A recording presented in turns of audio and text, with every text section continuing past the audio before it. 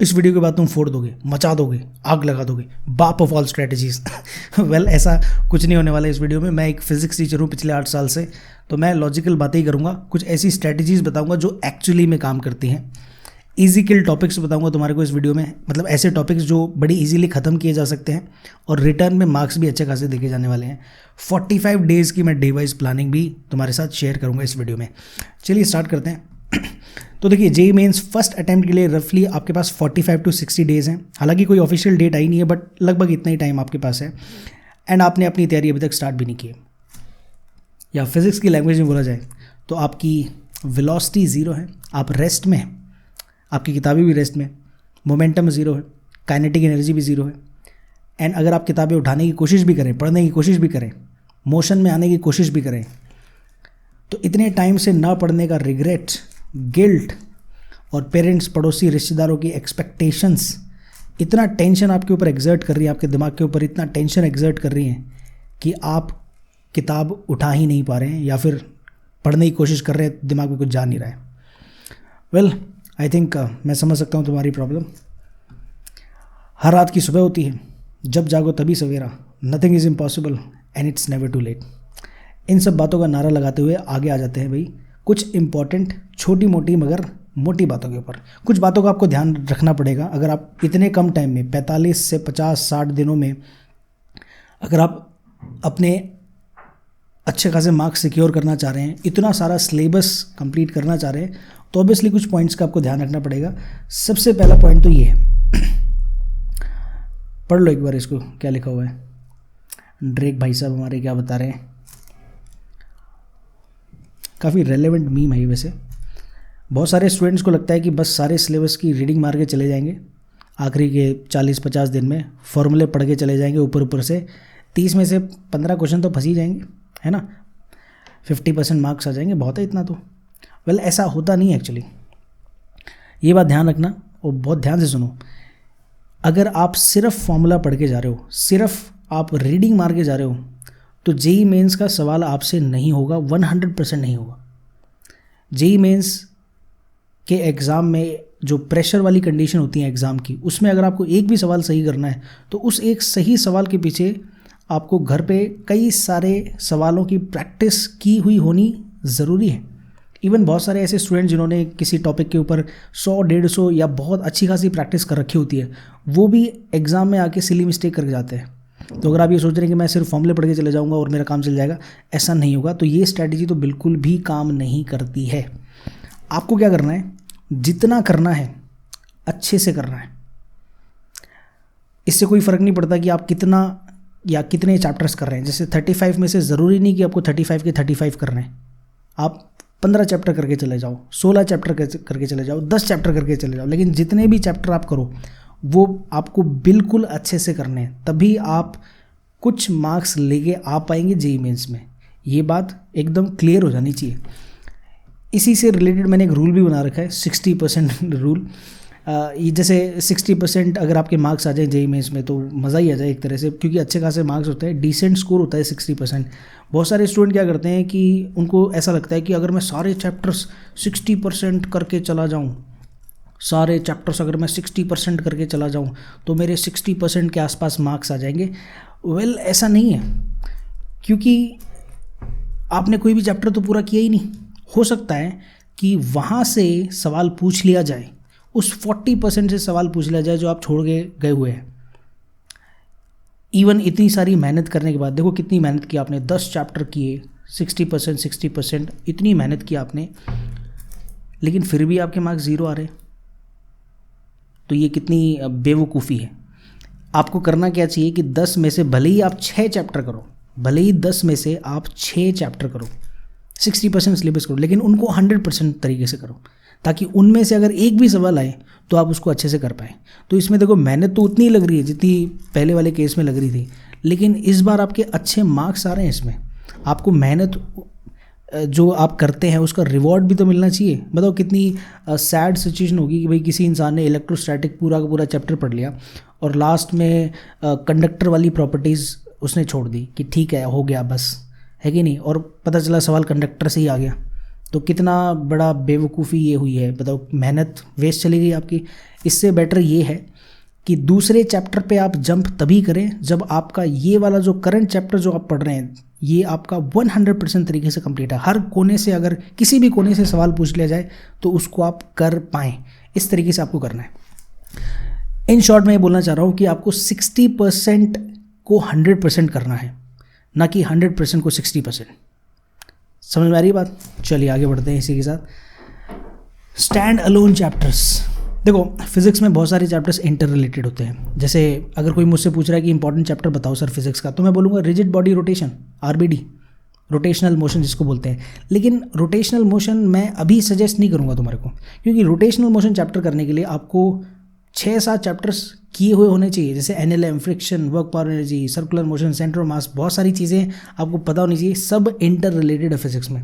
Physics में बहुत सारे चैप्टर्स जो हैं आपस में कनेक्टेड होते हैं, इसलिए स्टूडेंट्स को लास्ट मोमेंट में रिवाइज करने में बड़ी दिक्कत आती है। लेकिन गुड न्यूज़ ये है कि कुछ चैप्टर्स फिजिक्स में स्टैंड अलोन भी होते हैं। लोन वुल्फ जो होता है, अकेला बंदा जो है, उस तरह के इंडिपेंडेंट चैप्टर्स भी जो है फिजिक्स में आपको मिलेंगे। और अच्छी बात यह है कि उनको करना बड़ा आसान है, क्योंकि वो किसी से कोई लेना देना है नहीं उन चैप्टर्स का, और अच्छे खासे मार्क्स भी आपको देके जाते हैं। तो यही चैप्टर्स को आपको टारगेट करना है, यही आपके लिए गोल्ड है, यही आपके जो आखिरी उम्मीद है वो यही चैप्टर्स हैं, स्टैंड अलोन चैप्टर्स। एंड उन्हीं का मैंने शेड्यूल बनाया 45 डेज़ का। ओके तो ये चैप्टर्स है। यहाँ पे मैंने डेज़ लिखे हुए हैं, कितना टाइम आपको लगेगा, कौन से मटेरियल कहाँ से आपको पढ़ाई करनी है। और ये एक नई चीज़ मैंने लिखी है यहाँ पे, KSASH। इसका बेसिकली मतलब है कि कितने सवाल आ सकते हैं, जो कि सबसे इंपॉर्टेंट चीज़ है भाई। सबसे पहला चैप्टर आपको जो करना है वो है unit and dimensions and errors. ठीक है, कहाँ से करने हैं ये? वेल, NCERT में बहुत ज़्यादा कुछ सफिशिएंट थ्योरी दे नहीं रखी है। हालांकि थ्योरी इनकी है भी नहीं, यूनिट एंड डायमेंशन और एरर्स की कोई थ्योरी नहीं है, बस कुछ सिंपल से कॉन्सेप्ट्स हैं, प्रॉब्लम सॉल्विंग टेक्निक्स हैं, जो आपको आप किसी भी किताब से पढ़ सकते हैं। एक्सटर्नल कोई भी किताब चल जाएगी जिसमें ये टॉपिक्स दे रखे हों, तो आपको थ्योरी वहाँ से पढ़नी है, प्रॉब्लम सॉल्विंग टेक्निक्स वहाँ से देख लेनी है, और उसके बाद आपको PYQs करने हैं और खूब सारे प्रॉब्लम्स की प्रैक्टिस करनी है। देखो, थ्योरी वाला पार्ट जो है ना इसका इतना कम है कि कुछ घंटे में ख़त्म हो जाएगा। तो उसके बाद आपको प्रॉब्लम्स करने हैं, और बहुत ही बेसिक और सिंपल क्वेश्चंस आते हैं। आप ये मान के चलो कि 2 दिन अगर आप इन दोनों चैप्टर्स को देते हैं तो आपके 1 से 2 सवाल JEE मेंस में पक्के हो जाते हैं। मतलब अगर आप पढ़ लोगे तो पक्के हो जाएंगे। इसमें और कोई रॉकेट साइंस है ही नहीं, इतना सिंपल तरीके से ये चीज़ें या इस तरह के सवाल यहाँ से पूछे जाते हैं। ठीक है, चलिए भाई, अगला टॉपिक आपको जो करना है वो है EM वेव्स, इलेक्ट्रोमैग्नेटिक वेव्स। 1 दिन तो मोर देन सफिशिएंट इस चैप्टर के लिए। और ये बात लिख के ले लो कि केवल और केवल आपको NCERT करनी है, NCERT ओनली। 5-6 पेज दे रखे हैं NCERT में, उनमें ये चैप्टर खत्म हो जाता है। उसकी लाइन बाय लाइन आपको पढ़नी है और सिर्फ PYQs करने हैं। कोई और किताब करने की ज़रूरत नहीं है, कहीं से कोई मटेरियल करने की ज़रूरत नहीं है। That is more than sufficient. NCERT से थ्योरी पढ़नी है और PYQs करने हैं।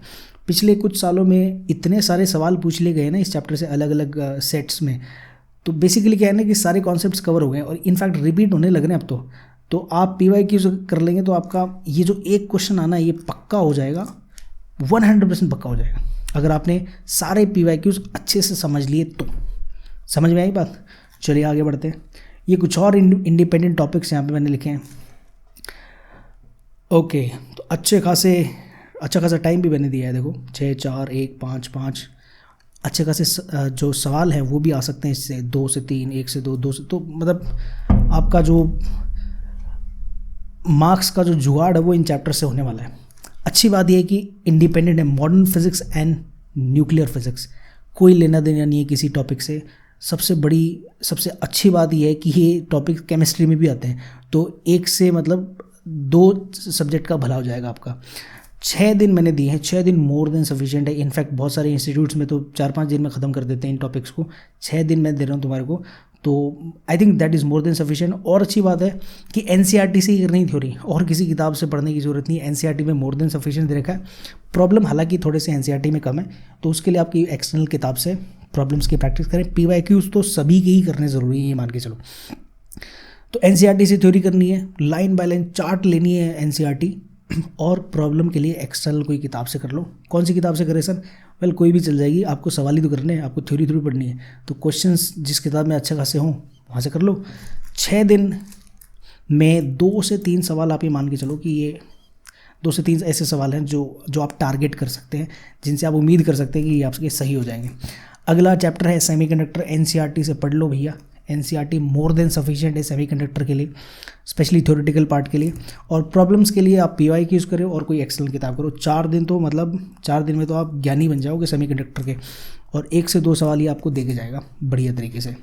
पीओसी सिर्फ एनसीईआरटी करनी है और कुछ करने की जरूरत नहीं है, एनसीईआरटी मोर देन सफिशिएंट है, और पीवाई यूज़ कर लेना। एनसीईआरटी के अच्छा बैक एक्सरसाइज भी ज़रूर कर लेना। तो ये पीओसी के लिए मैं अलग से एक चीज़ लिख देता हूँ कि एनसीईआरटी की बैक एक्सरसाइज और जो एनसीईआरटी के अंदर जो सॉल्ड एग्जांपल्स होते हैं वो सारे करने हैं, और पीवाई यूज़ कर देने। 1 दिन तो मोर देन सफिशिएंट है। एक सवाल यहाँ से आना ही आना है, मतलब अगर ना आए तो ये सरप्राइजिंग होगा, शॉकिंग होगा कि पीओसी से सवाल लिया है, तो एक सवाल तो आता ही है यहाँ से। KTG and thermo, again double फ़ायदा। केमिस्ट्री, एक तीर से 2 शिकार, केमिस्ट्री में भी आता है, फिज़िक्स में भी आता है। 5 दिन में दे रहा हूँ, 5 दिन तो बहुत ज़्यादा होते हैं। इवन अगर आप देखेंगे थोड़ा लॉजिकली तो इंस्टीट्यूट में भी जब ये टॉपिक पढ़ाया जाता है तो 5, 6, 7 दिन में ख़त्म होता है। यानी कि आप बिल्कुल उतना ही स्ट्रॉन्ग कर सकते हैं इस चैप्टर को 5 दिनों में, जितना कि जो इंसान सब कुछ सही करते करते क्लास के दौरान पढ़ता है। मतलब जो क्लास में पढ़ाने की स्पीड होती है वही आपकी रिवीजन की स्पीड है। कमाल की बात है। तो केटीजी आप बहुत अच्छे से कर सकते हैं। थ्योरी के लिए एनसीईआरटी मोर देन सफिशिएंट है, लेकिन प्रॉब्लम के लिए अनफॉर्चुनेटली नहीं। क्योंकि क्या है ना कि केटीजी एंड थर्मो से जो पिछले 2-3 साल में अगर आप देखेंगे तो थोड़े से डिसेंट लेवल के सवाल पूछे गए, डिफ़िकल्ट भी बोल सकते हैं, उन मॉडरेट टू डिफ़िकल्ट सवाल पूछे गए हैं। तो एनसीईआरटी के क्वेश्चन से काम चलेगा नहीं। तो एक्सटर्नल किसी किताब से, ऐसी किताब जिसमें अच्छे खासे सवाल हों, खूब सारे सवाल हों, या फिर आईआईटी के पिछले 30-32 साल के सवाल, तो इस तरह की चीज़ें आप कर लें। प्रॉब्लम की अगर आप प्रैक्टिस कर लेंगे इन 5 दिनों में, 3 दिन थ्योरी पढ़ लो अच्छे से, 2 दिन पेल के सवाल पे सवाल करे जाओ, मेरे ख्याल से काम बन जाएगा। 2-3 सवाल आ सकते हैं, ये चैप्टर तो कर रही हैं आपको, ठीक है। करंट इलेक्ट्रिसिटी, मज़ा आता है स्टूडेंट को केसीएल केवीएल सॉल्व करने में, और बहुत ही फिक्स एप्लीकेशंस होते हैं। पोटेंशियोमीटर के सीधा डायरेक्ट फॉर्मूला बेस्ड क्वेश्चंस आते हैं, मीटर ब्रिज की एप्लीकेशन है ना। तो इलेक्ट्रिकल इंस्ट्रूमेंट्स, केसीएल केवीएल का application, combination of resistance, effective resistance निकालना, और जो ड्रिफ्ट वेलोसिटी वाली जो चीज़ें होती हैं तो वो कुछ इसके इम्पॉर्टेंट सारे ही बता दिए इनफैक्ट मैंने, इसीलिए 5 दिन दिए हैं इस चैप्टर को। एंड मुझे नहीं लगता कि स्टूडेंट्स को बहुत ज़्यादा कुछ डिफ़िकल्टी आती है इस चैप्टर में। रिलेटिवली इंडिपेंडेंट है, मैं ये बोल रहा हूँ कि बिल्कुल भी इंडिपेंडेंट है, एकदम स्टैंड अलोन नहीं है ये, लेकिन फिर भी आप इसको इंडिपेंडेंट मान सकते हैं। कुछ छोटे मोटे कॉन्सेप्ट इलेक्ट्रोस्टैटिक से इसमें लिए जाते हैं, बाकी कोई खास एज सच जो है आपको ज़्यादा कुछ पढ़ने की ज़रूरत है नहीं। करंट इलेक्ट्रिसिटी एक्सटर्नल किताब से ही करना आपको, एनसीईआरटी में चीज़ें सफिशिएंट नहीं दे रखी हैं। एक्सटर्नल किसी भी बुक से खूब सारे केसीएल केवीएल के सवाल सॉल्व करो। एनसीईआरटी में क्या है ना कि सर्किट बड़ी सिंपल दे रखे हैं, जेईई मेंस के लेवल से थोड़े से नीचे दे रखे हैं, तो आप किसी भी एक एक्सटर्नल किताब से सर्किट केसीएल केवीएल के सवाल प्रैक्टिस करें। पोटेंशियोमीटर, मीटर ब्रिज, इनकी एप्लीकेशंस के जो सवाल हैं वो आप प्रैक्टिस करें, और जो ड्रिफ्ट वेलोसिटी वाले फॉर्मूले हैं वो एकदम रट के चले जाओ। 1 से 2 सवाल आपके यहाँ से बन सकते हैं। चलिए भाई आगे बढ़ते हैं ना। यहाँ पे थोड़ी सी डिफ़िकल्टी आएगी भाई, पहले बता रहा हूँ तुम्हारे को, क्योंकि ये वो चैप्टर्स हैं जिनका कुछ थोड़ा बहुत लेना देना है। जैसे इलेक्ट्रोस्टैटिक्स का मैकेनिक्स से लेना देना है, वेव ऑप्टिक्स का वेव्स और एसएचएम से लेना देना है। लेकिन अगर उस लेना देना के बावजूद भी अगर आप इस चैप्टर में घुस जाते हो तो ये बहुत सारे मार्क्स दे के जाएगा आपको। जैसे इलेक्ट्रोस्टैटिक को 5 दिन में दे रहा हूँ, और इलेक्ट्रोस्टैटिक अगर आप कर लेंगे तो इलेक्ट्रोस्टैटिक से तो 1-2 सवाल जो आते हैं वो तो आपके होंगे ही होंगे। उसके अलावा ग्रेविटेशन भी आपसे हो जाएगा। ग्रेविटेशन और इलेक्ट्रोस्टैटिक ये बड़े मियाँ छोटे मियाँ करके हैं, इलेक्ट्रोस्टैटिक बड़े मियाँ हैं हमारे और ग्रेविटेशन छोटे मियाँ हैं। तो आपको ग्रेविटेशन को टारगेट करना है बेसिकली। इलेक्ट्रोस्टैटिक का सवाल हो या ना हो कोई दिक्कत नहीं, ग्रेविटेशन का सवाल हाथ से नहीं जाना चाहिए। ग्रेविटेशन जेईई मेंस वालों को कुछ ज़्यादा ही पसंद है मेरे ख्याल से। हर बार 1 से 2 इनफैक्ट 2 से 3 सवाल तक पूछे गए हैं किसी न किसी जेईई मेंस के पेपर में। तो ग्रेविटेशन और बहुत ही बेसिक सवाल आते हैं, तो ग्रेविटेशन के खूब सारे प्रॉब्लम्स के प्रैक्टिस करने हैं आपको। ये सारे इस स्लाइड में जितने भी चैप्टर दिख रहे हैं ये एक्सटर्नल सोर्स ही करने हैं। एनसीईआरटी में बहुत जो है सिंपल वाली चीज़ें दे रखी है, उनसे काम चलेगा नहीं आपका। तो एक्सटर्नल किसी रेफरेंस बुक से या कोचिंग इंस्टीट्यूट के मटेरियल से आपको ये करना है। 2 से 3 सवाल तो आने ही चाहिए, अगर नहीं आए तो ये थोड़ा सा सरप्राइजिंग हो जाएगा, शॉकिंग हो जाएगा कि अगर इलेक्ट्रोस्टैटिक ग्रेविटेशन मिला के 2 से 3 सवाल ना बने तो। ये दोनों चैप्टर करने हैं भाई आपको। ज्योमेट्रिकल ऑप्टिक्स कुछ लेना देना नहीं है किसी भी चैप्टर से, ज्योमेट्री से पूरा चैप्टर किया जाता है। 5 दिन में दे रहा हूँ तुम्हारे को यहाँ पे, 5 डेज में तो पीएचडी कर लेते हैं लोग ज्योमेट्रिकल ऑप्टिक्स में। एक्सटर्नल चीज़ों से आपको करना है। एनसीईआरटी में बहुत ज़्यादा कोई खास सवाल दे नहीं रखे हैं, तो आप एक्सटर्नल किसी किताब से खूब सारे प्रॉब्लम प्रैक्टिस करें। किस चीज़ के प्रॉब्लम प्रैक्टिस करने हैं? इमेज फॉर्मेशन के स्पेशली आपको प्रॉब्लम प्रैक्टिस करने हैं। मिरर के साथ जो इमेज बनती है, या मल्टीपल लेंसेज के जो इमेज फॉर्मेशन होती है, mirror formula, lens formula, 1/v - 1/u = 1/f, इस तरह के जो है क्वेश्चंस आपको प्रैक्टिस करने हैं। 1 से 2 सवाल आने ही आने हैं, लकी रहे तो 2 से 3 सवाल भी आ सकते हैं भाई। वे ऑप्टिक्स रहेगा अपना। वे ऑप्टिक्स को मैंने 2 दिन दिए हैं। इन 2 दिन में आप क्या करेंगे? YDSC के एक पेज में ख़त्म हो जाता है YDSC, उसके कुछ गिने चुने फॉर्मूले हैं, उसके ऊपर सवाल की प्रैक्टिस करो। YDSC अगर आपका हो जाता है तो उससे रिलेटेड एक डिफ्रैक्शन, सिंगल स्लिट डिफ्रैक्शन का भी जो है बिल्कुल ऑलमोस्ट सिमिलर है, सिंगल स्लिट डिफ्रैक्शन। तो YDSC अगर आपको चीज़ें समझ में आती हैं, प्रॉब्लम प्रैक्टिस कर लेते हैं, तो डिफ्रैक्शन भी आपका हो जाएगा। और फिर तीसरा एक मैलिस लॉ करके इसके अंदर आता है पोलराइजेशन का, तो एक सिंगल फॉर्मूला है, उसके ऊपर अगर कुछ सवाल प्रैक्टिस कर लोगे तो यहाँ से आपका वे ऑप्टिक्स का काम भी बन जाएगा। चलिए, बहुत अच्छी बात है। तो मेरे ख्याल से ये अपना 35 से 40 दिन की वैलिडिटी यहाँ पे ख़त्म हो गई है। अब 4-5 दिन हमारे पास बाकी हैं। उन 4-5 दिन में क्या करें? देखो, चैप्टर्स शायद अगर आप उठाने की कोशिश करेंगे तो आपको थोड़ा सा ज़्यादा टाइम लग जाएगा, और टाइम अगर आप ये सारे चैप्टर कर लेंगे तो शायद टाइम बचेगा भी नहीं। तो आपको क्या करने हैं? कुछ मिसलेनियस टॉपिक्स करने हैं, मतलब मिसलेनियस रैंडम टॉपिक्स करने हैं कुछ, जो जेईई मेंस में अक्सर पूछे जाने की संभावना थोड़ी सी ज़्यादा होती है। जैसे कि मोमेंट ऑफ इनर्शिया कर लो। आरबीडी चलो ठीक है, मान लिया थोड़ा सा खतरनाक चैप्टर है, तो मोमेंट ऑफ इनर्शिया तो कर सकते हैं। मोमेंट ऑफ इनर्शिया काफ़ी एक तरह से मान के चलो काफ़ी इंडिपेंडेंट है, कोई लेना देना नहीं है आरबीडी से। तो मोमेंट ऑफ आरबीडी से अगर 3 सवाल आएंगे तो 1 सवाल मोमेंट ऑफ इनर्शिया से होना ही होना है। PYQ उठा के देख लेना। तो मोमेंट ऑफ इनर्शिया आपको करना है, perpendicular axis theorem, parallel axis theorem, इससे रिलेटेड सवालों की प्रैक्टिस करनी है खूब सारी। एक दिन पे लेके प्रैक्टिस करो मोमेंट ऑफ इनर्शिया की। मोमेंट ऑफ इनर्शिया के खूब सारे सवाल कर दो। एक दिन आप सेंटर ऑफ मास निकालना सीखो। डिस्क का क्या होता है, डिस्क में से एक कैविटी निकाल दी तो सेंटर ऑफ मास कहाँ चला गया, वगैरह वगैरह। तो सेंटर ऑफ मास निकालना एक दिन में सीखो आप।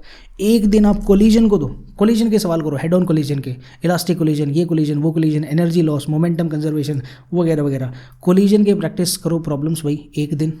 डॉपलर इफेक्ट के 1 घंटा बोलूँगा वैसे तो मैं, लेकिन फिर भी मैं 1 दिन दे रहा हूँ। चलो, डॉपलर इफेक्ट में मास्टरी कर लो एक दिन के अंदर अंदर। एक फॉर्मूला है डॉपलर इफेक्ट का, उससे रिलेटेड खूब सारे प्रॉब्लम्स प्रैक्टिस कर लो। PYQs भी देख लेना, मेरे ख्याल से काम बन जाएगा। अगर डॉपलर इफेक्ट से सवाल आएगा तो जाना नहीं चाहिए हाथ से। चलिए, SHM of spring mass system and pendulum. SHM करने के लिए बहुत सारी चीज़ें आपको आनी चाहिए, सीधी सी बात है। SHM पढ़ने के लिए इतना टाइम है नहीं हमारे पास, तो कुछ एक टॉपिक कर लेते हैं SHM का, और वो है spring mass system and pendulum. Time period of pendulum मालूम है, T = 2π√L/g, या स्प्रिंग मास सिस्टम का जो टाइम पीरियड होता है उससे रिलेटेड प्रॉब्लम्स प्रैक्टिस करना। मेरे ख्याल से लकी रहे तो एक सवाल यहाँ से आ जाएगा। रेक्टिलिनियर मोशन तो 6ठी 7वीं क्लास से पढ़ते आ रहे हैं लोग, V = U + AT, S = UT + ½ AT², वगैरह वगैरह। तो वो सारे सवाल आपको प्रैक्टिस करने हैं, और ग्राफिकल एनालिसिस ज़रूर करना है कि कोई पार्टिकल इधर से उधर जा रहा है, उसका VT ग्राफ ऐसा है, AT ग्राफ कैसा होगा, डिस्प्लेसमेंट टाइम ग्राफ कैसा होगा, और इन सब ग्राफ्स की प्रॉपर्टीज़ कि XT ग्राफ का स्लोप क्या होता है, वेलोसिटी टाइम ग्राफ का एरिया क्या होता है, एक्सेलरेशन टाइम ग्राफ का एरिया क्या होता है, वगैरह वगैरह। इनसे रिलेटेड सवाल प्रैक्टिस करना। किस्मत अच्छी रही तो यहाँ से भी एक सवाल बन जाएगा। तो ये सब इम्पॉर्टेंट चैप्टर्स मैंने बताए हैं तुम्हारे को, इंडिपेंडेंट चैप्टर्स हैं। कैलकुलेट करके देखोगे तो 45 दिन में आपका ये जो है मामला ख़त्म हो जाएगा। कितने सवाल आ जाएंगे सर ये बताओ आप तो। देखो, अगर आप 2021 के पेपर्स को एनालाइज करेंगे, और अगर आप लकी भी हैं साथ के साथ, देख 16 से 18 सवाल आ रहे हैं भाई इन सारे टॉपिक्स को मिला के, जो कि 60% के आसपास है। इवन कुछ अटैम्प्ट्स में तो 60% से ज़्यादा भी सवाल आए हैं इन चैप्टर से। इंडिपेंडेंट टॉपिक हैं सारे के सारे। अगर आपने आज आंखें खोली हैं, आज अगर आपने किताबें उठाई हैं, तो भी आप ये चैप्टर्स कर सकते हो, ये मार्क्स कहीं नहीं गए। तो बिल्कुल भी डीमोटिवेट नहीं होना है, आपके हाथ में मार्क्स अभी भी हैं। समझ में आ रही है बात? Keep calm and study hard. Good luck.